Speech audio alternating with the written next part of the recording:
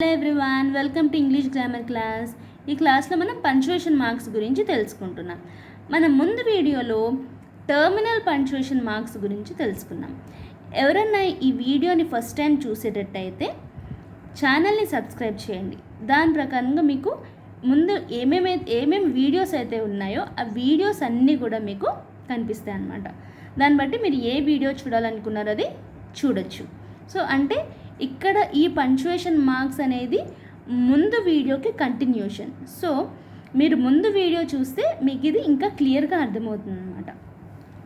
So ఈరోజు మనం pauses గురించి తెలుసుకుంటున్నాం. Pauses tell the reader to stop briefly and then continue reading. So ఈ పాజెస్ అనేది ఏం తెలియజేస్తాయి అంటే, ఇప్పుడు ఈ కామా, సెమీకోలన్, కోలన్ ఇవన్నీ ఏంటంటే ఒక సెంటెన్స్ని చదివేటప్పుడు మధ్యలో పాజ్ అంటే మధ్యలో ఒక చిన్న గ్యాప్ ఇచ్చి కంటిన్యూ చేస్తామన్నమాట. సపోజ్ మనం ఒక వీడియో చూస్తున్నాం, మధ్యలో మనకి ఇంకో వర్క్ ఏదో ఉంది, అప్పుడు ఏం చేస్తాం, ఆ వీడియోని మధ్యలో పాజ్ చేసి మన వర్క్ కంటిన్యూ అయిపోయిన తర్వాత ఆ వీడియోని చూడడం కంటిన్యూ చేస్తాం కదా. అంటే ఒకటే వీడియో మధ్యలో పాజ్ ఇచ్చామంతే. అలాగే ఈ పాజెస్ కూడా ఒక సెంటెన్స్ మధ్యలో పాజ్ వచ్చింది అంటే అక్కడ ఒక చిన్న గ్యాప్ ఇచ్చి కంటిన్యూ చేయాలన్నమాట. అదే ఫుల్ స్టాప్ కానీ క్వశ్చన్ మార్క్ కానీ ఎక్కడొస్తాయి, సెంటెన్స్కి ఎండ్లో వస్తాయి, ఎండ్ ఆఫ్ ద సెంటెన్స్. ఇవేంటి సెంటెన్స్కి మధ్యలో వస్తాయి అన్నమాట. ఓకే, వాటి గురించి ఇన్ డీటెయిల్గా తెలుసుకుందాం. పాజెస్లో first the comma, semicolon, colon. ముందుగా కామా అనేది ఏం చేస్తుంది, separate items in a list. We need to buy milk, eggs, flour and sugar for the cake. Okay, అంటే ఇక్కడ ఏం చెప్తున్నాము, ఒక కేక్ తయారు చేయాలంటే ఈ ప్రోడక్ట్స్ అన్నీ కావాలి, milk, eggs, flour and sugar అనేవి కావాలి. సో అంటే ఇప్పుడు మనం షాప్కి వెళ్ళాలంటే ఏమేం ఐటమ్స్ కావాలనేది మనం లిస్ట్ అనేది ప్రిపేర్ చేసుకుంటాం కదా. ఆ లిస్ట్ ప్రిపేర్ చేసినప్పుడు నెంబర్ ఆఫ్ ఐటమ్స్కి మధ్యలో కామా పెట్టుకుంటాం అన్నమాట. ఇక్కడ చాలామంది కన్ఫ్యూజ్ అవుతారు, ఫ్లోర్కి ఎండ్కి మధ్యలో కామా ఎందుకు వచ్చింది అంటే, ఫస్ట్ థింగ్ ఈ కామా అనేది కంపల్సరీ కాదు. సెకండ్ ఏంటంటే, ఇదే సెంటెన్స్లో మనకి ఓన్లీ మిల్క్ అండ్ ఎగ్స్ అని ఉంటే కనుక అక్కడ కామా అనేది పెట్టకూడదు. ఓకే, ఎండ్కి ఫస్ట్ ఐటెంకి మధ్యలో కామా అనేది పెట్టకూడదు. కానీ నెంబర్ ఆఫ్ ఐటమ్స్ అనేవి ఎక్కువ ఉన్నప్పుడు మనం ఇక్కడ కామా పెట్టి ఎండ్ పెట్టాలన్నమాట. సో ఈ కామా అనేది ఎప్పుడు పెట్టాలి, ఎప్పుడు పెట్టకూడదు, ఎలా యూస్ చేయాలి అనేది ఇన్ డీటెయిల్గా ఇప్పుడు తెలుసుకుందాం. ఫస్ట్గా ఈ కామా అనేది దేనికి యూజ్ చేస్తారు అంటే, separate words that are not part of the sentence. Okay, so మెయిన్గా sentence adverbs unfortunately, frankly, hopefully etcetera అంటే ఇంకా చాలా ఉన్నాయన్నమాట. ఎగ్జాంపుల్ చూడండి, unfortunately he missed his flight. ఇక్కడేంటి మనకి మెయిన్ ఇన్ఫర్మేషన్ అనేది he missed his flight. So ఇక్కడ అన్ఫార్చునేట్లీ, ఓకే, అనుకోకుండా, దురదృష్టవశాతం. So he missed his flight.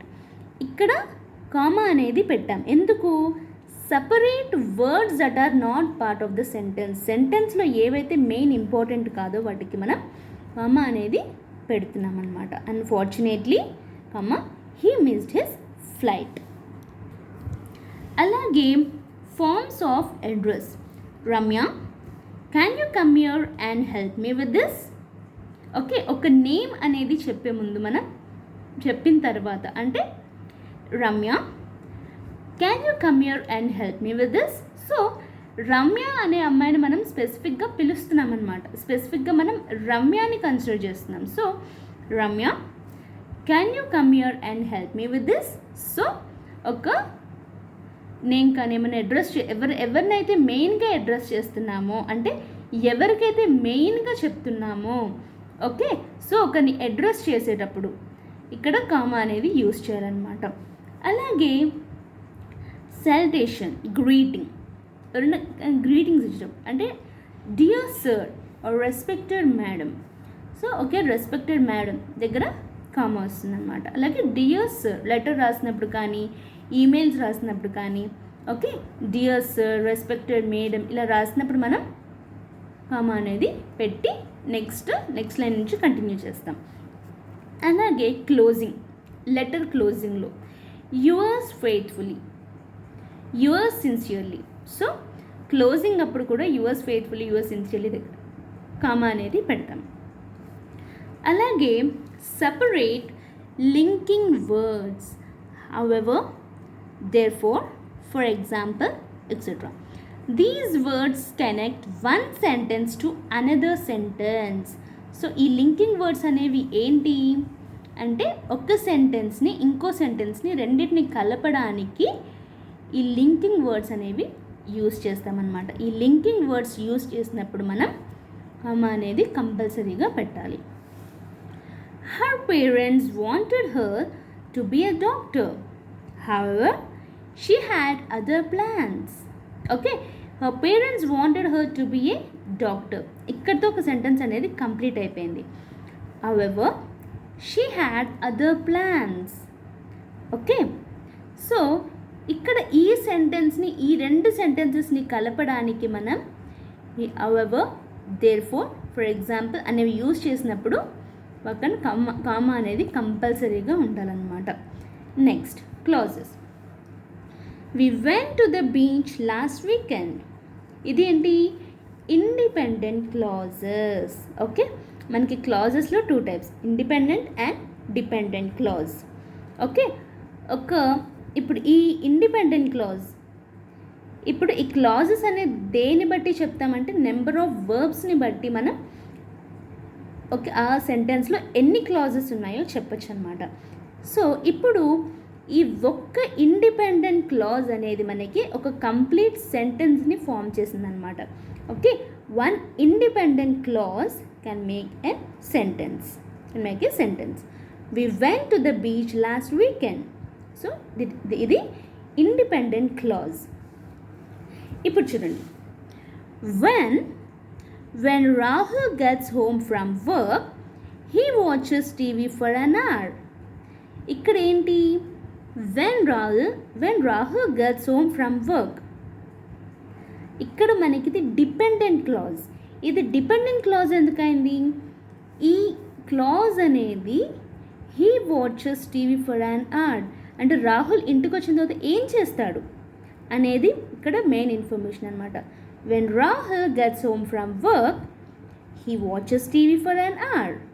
So, he watches TV for an hour అనేది independent clause. Okay, ఇక్కడ when Rahul gets home from work, ఇక్కడ only ఈ independent clause లేకుండా only when Rahul gets home from work అంటే ఆ సెంటెన్స్కి meaning అనేది లేదు, incomplete sentence అది. ఎందుకు? when Rahul gets from work, okay, Rahul ఇంటికి వచ్చిన తర్వాత ఏంటి అనేది మనం అవతలకి చెప్పేటప్పుడు ఒక సెంటెన్స్ అనేది పూర్తిగా కంప్లీట్ చేయాలి. అప్పుడే కదా వాళ్ళకి ఏంటి అనేది అర్థమవుతుంది.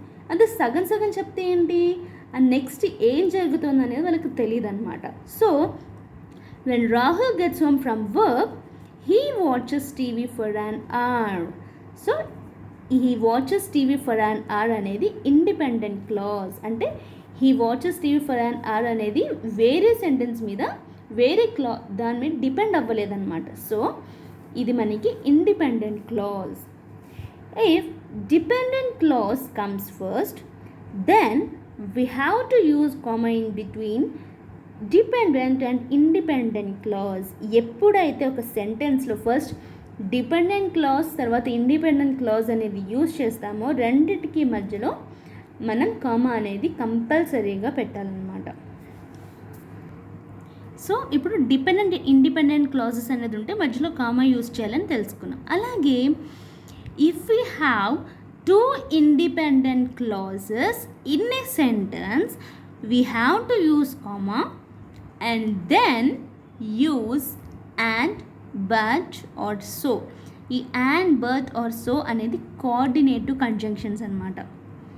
ఓకే, సో ఇవి ఈ అండ్ బట్ ఆర్ సో అంటే ఈ కోఆర్డినేటివ్ కంజంక్షన్స్ అనేది యూస్ చేసిన తర్వాత ఈ నెక్స్ట్ ఇండిపెండెంట్ క్లాజ్ అనేది యూస్ చేస్తాం.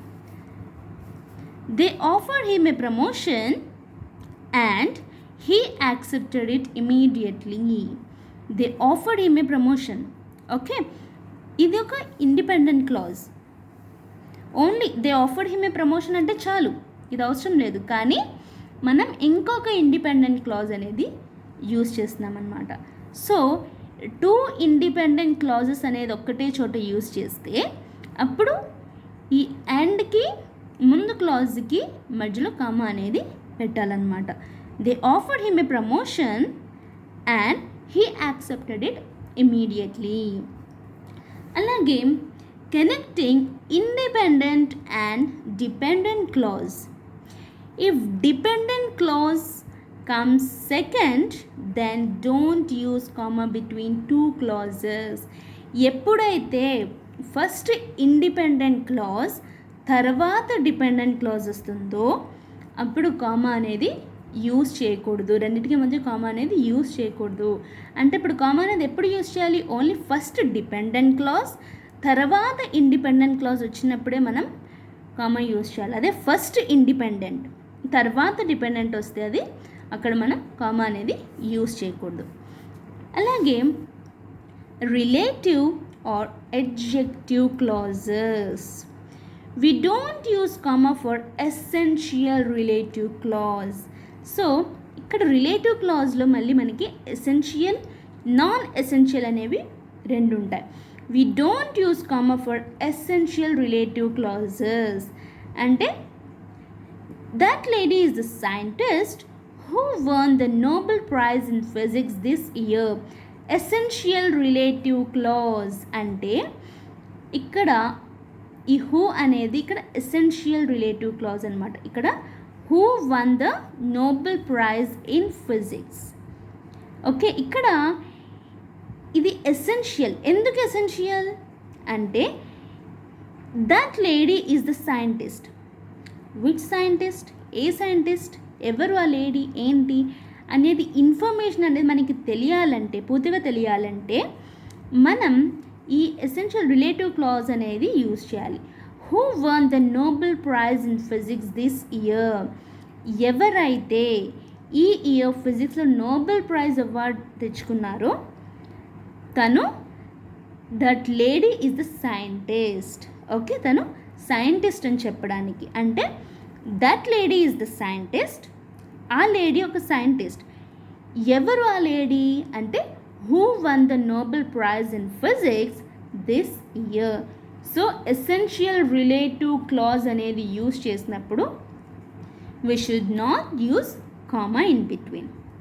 అలాగే we separate non-essential relative clause with comma. అదే non-essential relative clause అనేది యూజ్ చేయాలి అంటే కంపల్సరీగా కామా అనేది వాడాలి. People love to celebrate New Year's Eve, which is the last day of the year. ఎందుకు people love to celebrate New Year's Eve? New Year's Eve అంటే అందరికి, న్యూ ఇయర్స్ ఈవ్ అనగానే అందరికి అర్థమవుతుంది ఏమని, విచ్ అది last day of the year celebrate చేసుకునే celebration అని. So people love to celebrate new year's eve అంటే చాలు. Which is the last day of the year అనేది మనకి కంపల్సరీ కాదు, అంటే ఆ ఇన్ఫర్మేషన్ అనేది అవసరం లేదు. కాబట్టి మనం కామా అనేది పెడుతున్నాం అన్నమాట. సో ఇక్కడ which is the last day of the year అనేది non essential relative clause. Okay, next when non essential relative clause is in the middle of the sentence we have to use 2 commas. అదే when non essential relative clause అంటే 2 clauses అంటే మొత్తం ఆ sentence 3 clauses ఉన్నాయన్నమాట. ఆ 3 clauses మధ్యలో non essential relative clause అనేది ఉంటే మనం కంపల్సరీగా కామర్స్ అనేది యూజ్ చేయాలి. ఎందుకు? ఫస్ట్ థింగ్ ఎప్పుడైతే ఒక మెయిన్ క్లాజ్ తర్వాత మెయిన్ క్లాజ్ తర్వాత నాన్ ఎసెన్షియల్ రిలేటివ్ క్లాజ్ అనేది ఇక్కడ చూసాం. We separate non essential relative clause with comma. ఎప్పుడైతే మెయిన్ క్లాజ్ తర్వాత నాన్ ఎసెన్షియల్ రిలేటివ్ క్లాజ్ వస్తుందో అక్కడ కామా అనేది పెట్టాలి. సో అది ఫస్ట్ కామా.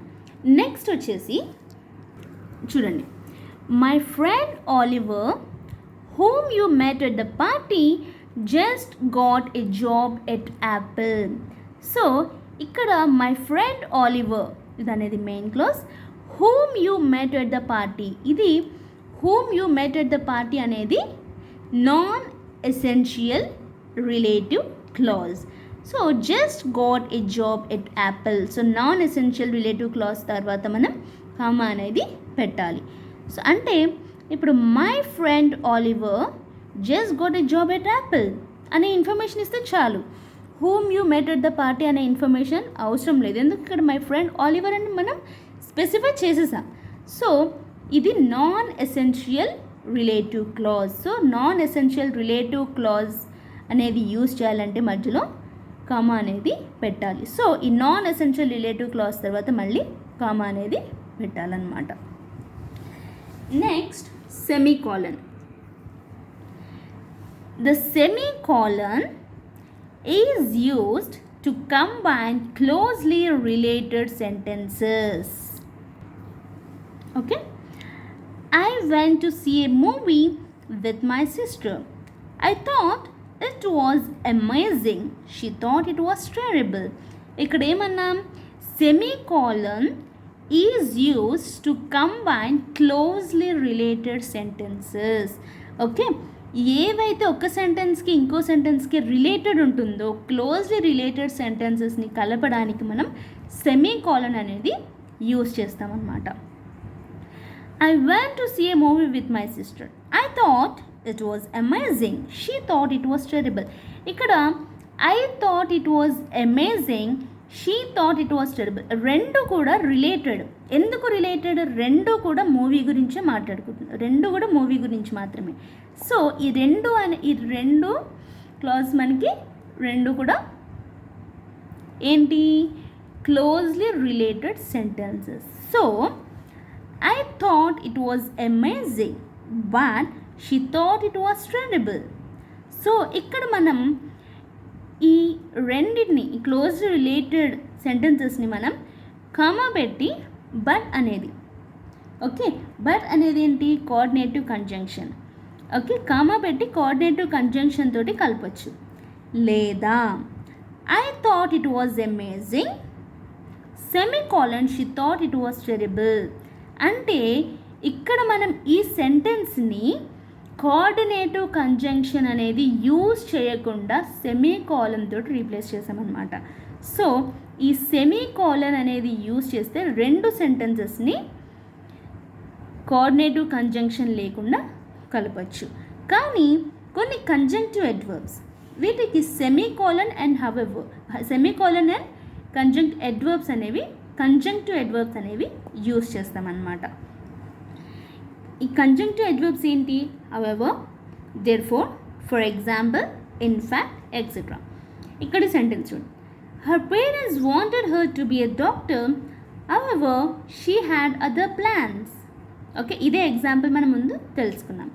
సో ఇక్కడ her parents wanted her to be a doctor, ఇక్కడ మనం ఫుల్ స్టాప్ తోటి సెంటెన్స్ అనేది కంప్లీట్ చేసేసాం. However she had other plans. Okay, ఇక్కడ మనం కంజంక్టివ్ అడ్వర్బ్ అనేది యూజ్ చేసి ఇక్కడ కామా పెట్టి మనం షీ హ్యాడ్ అదర్ ప్లాన్స్ అనే ఇన్ఫర్మేషన్ ఇచ్చాం.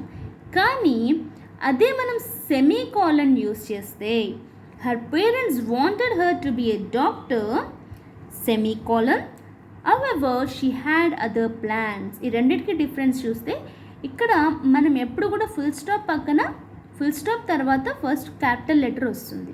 కానీ ఎప్పుడైతే మనం సెమీకాలన్ పెడతామో, అంటే ఫుల్ స్టాప్లో సెమీకాలన్ పెడతామో అప్పుడు, అంటే సెమీకాలన్ అంటే సెంటెన్స్ అది కంప్లీట్ అయినట్టు కాదనమాట.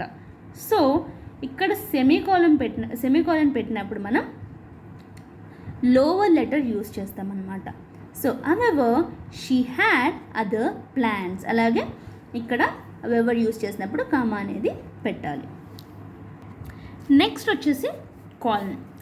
The colon introduces information after an independent clause. So ఈ colon అనేది ఎప్పుడు యూస్ చేస్తాం? introduces information after an independent clause. independent clause తర్వాత మనం colon పెట్టి introduces information. ఓకే, అంటే ఫస్ట్ ఇండిపెండెంట్ క్లాజ్ తర్వాత దాని గురించి ఇన్ఫర్మేషన్ అనేది ఇస్తామన్నమాట. ఇక్కడ చూడండి, when ever you drive you must do the following. Okay, when ever you drive you must do the following. ఇక్కడ మనం ఇంట్రడ్యూసెస్ ఇన్ఫర్మేషన్, అది ఏంటి అనేది ఇక్కడ కాలన్ తర్వాత ఇన్ఫర్మేషన్ ఇస్తాం.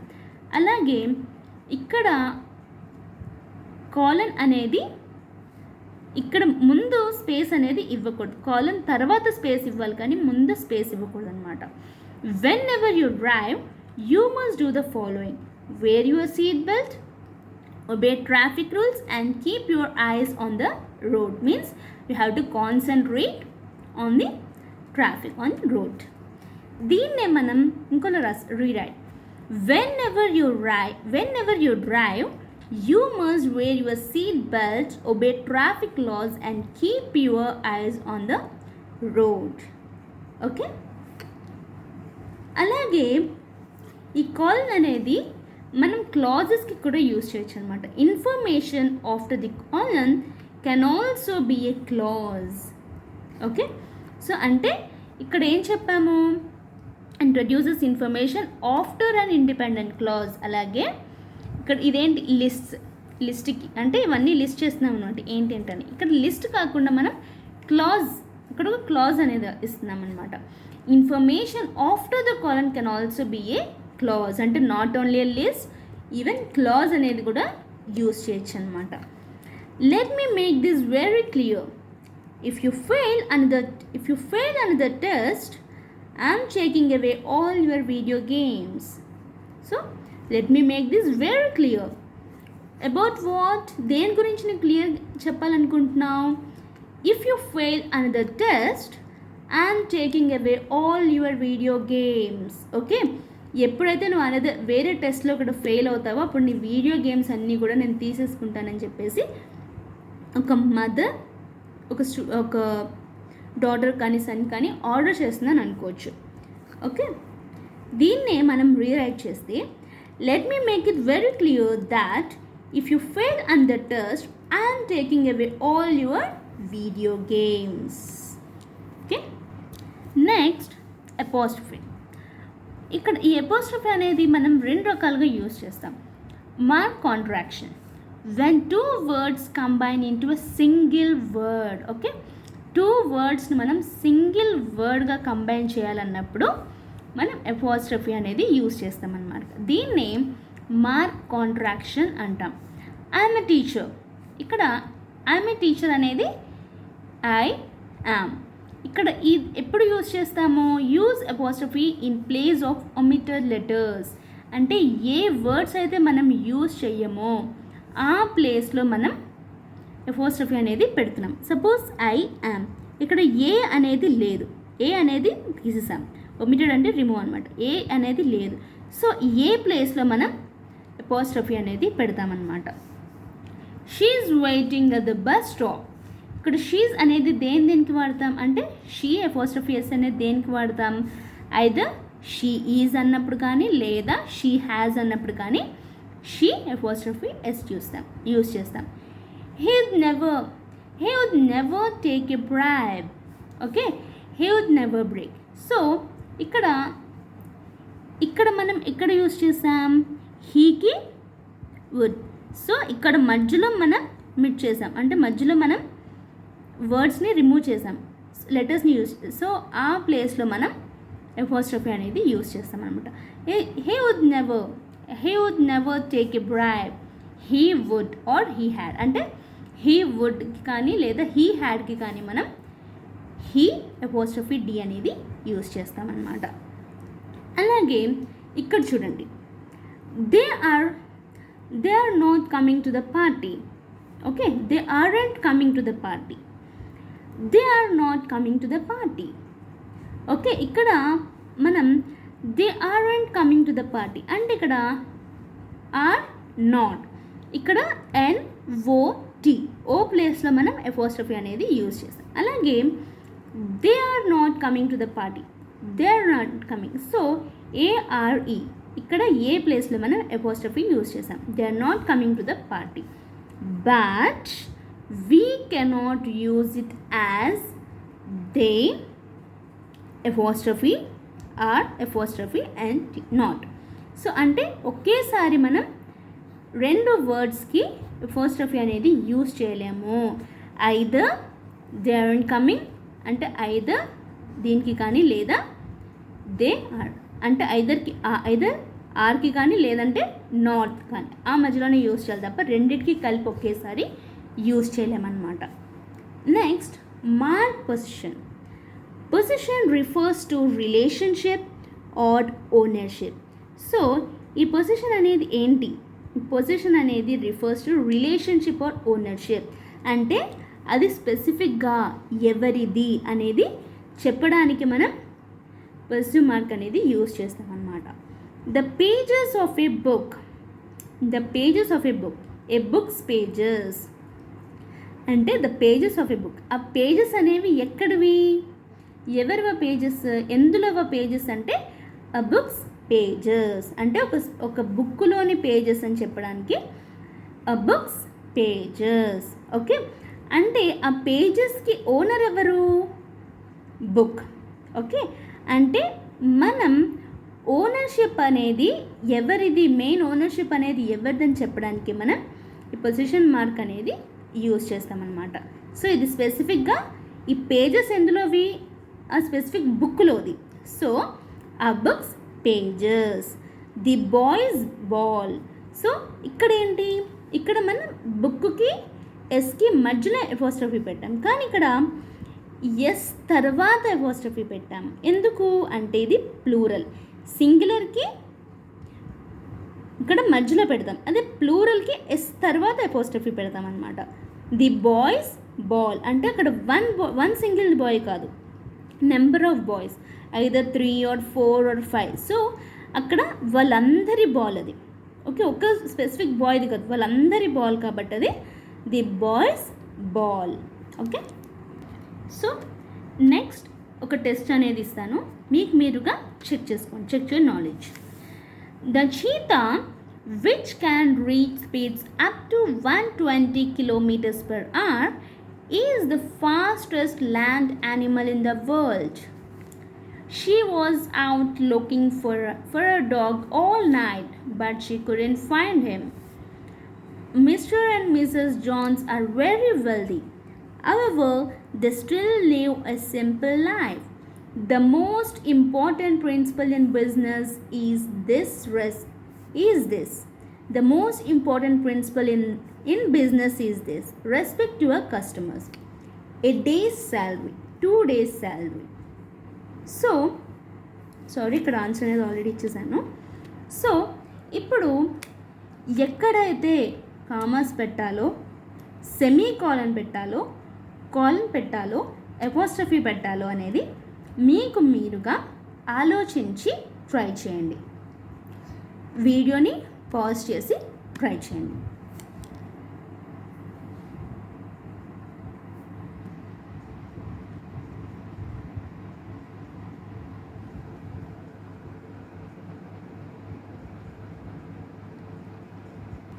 Check your answers.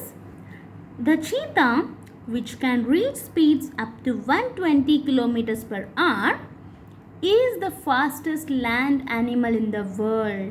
ఓకే, ఇక్కడ మీకు ఆల్రెడీ చెప్పాను, ఎప్పుడైతే నాన్ ఎసెన్షియల్ రిలేటివ్ క్లాజ్ వస్తుందో అప్పుడు నాన్ ఎసెన్షియల్ రిలేటివ్ క్లాజ్కి ముందు అలాగే తర్వాత కూడా కామా అనేది పెట్టాలి.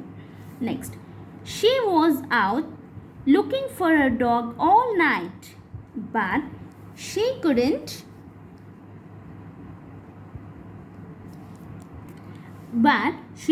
find him. Mr. and Mrs. Jones are very wealthy. However, they still live a simple life. The most important principle in business is this. What is that? Respect your customers. A day's salary.